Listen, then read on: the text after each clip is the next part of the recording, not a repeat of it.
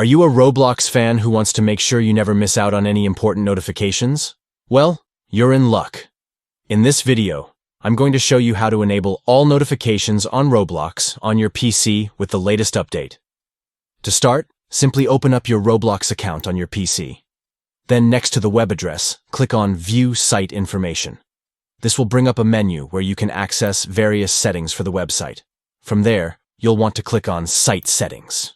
This will take you to a page where you can adjust permissions for the Roblox website. Now, under the Permissions section, look for the option that says Notifications. Click on the box next to it to select it. Finally, make sure to choose Allow from the drop-down menu.